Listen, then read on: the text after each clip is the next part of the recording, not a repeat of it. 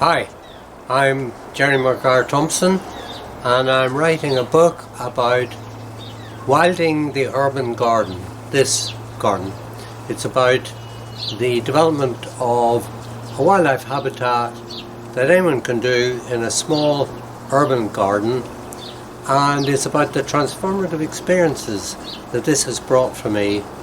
It's written over the year 2020, and it includes dealing with a long and serious COVID illness which I had. Connecting with this wildlife garden was a key factor in helping me recover from the illness. 2020 was an interesting year.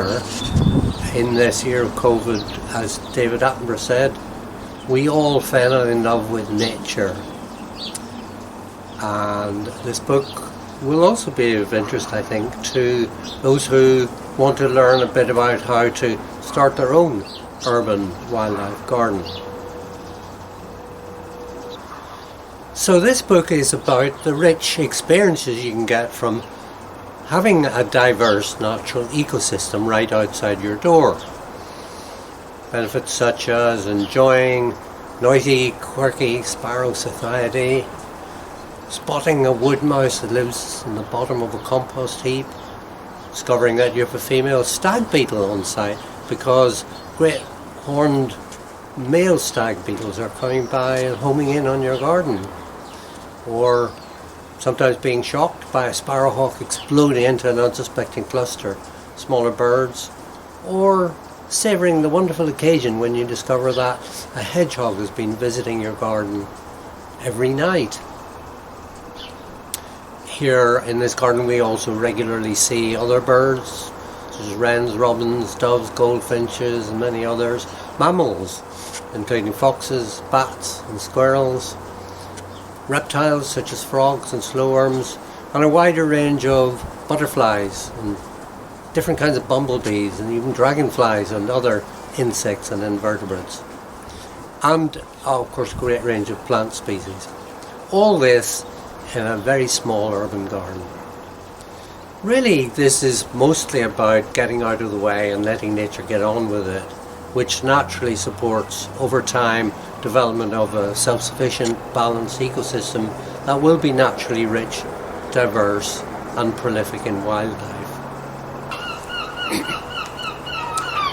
I've learned so much and I've had so many personal benefits from establishing this garden, even here in this noisy urban environment. There's been the amazing capacity of an ecosystem of such limited size to provide all the food, shelter and protection needs of a huge range of garden inhabitants. There's the helicopter flying over. There's the transformative effect of getting up close to nature every day, always finding it engaging and absorbing. There's the life-affirming healing power of this constant contact with nature, which helped me, as I say, a lot in my survival and recovery from illness. And it also represents the opportunity to make a contribution to the wider wildlife environment and the ecological setting, and make some contribution to making the world a more natural place. Many species in this garden have become so successful that they've spread into nearby gardens and the neighbourhood in general, and the awareness of people around has grown through this garden.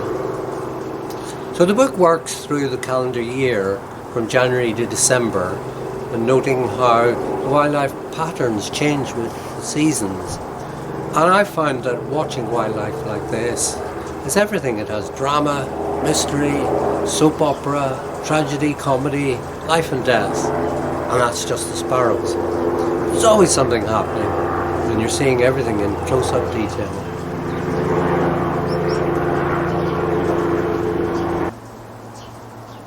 The book also provides answers to questions like, how come some species need a wide range of foods while others can live on just one type of seed?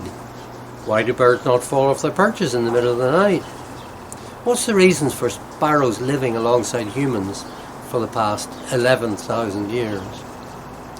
How do just hatched nestlings recognise the silhouette of a bird of prey they've never seen before?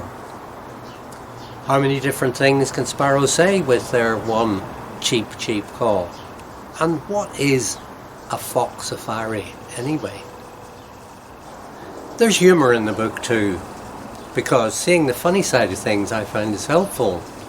Whether you're dealing with lockdown, making sometimes bad gardening decisions, suffering shortages of loo paper, dealing with illness, or just suffering from your own normal, regular shortcomings.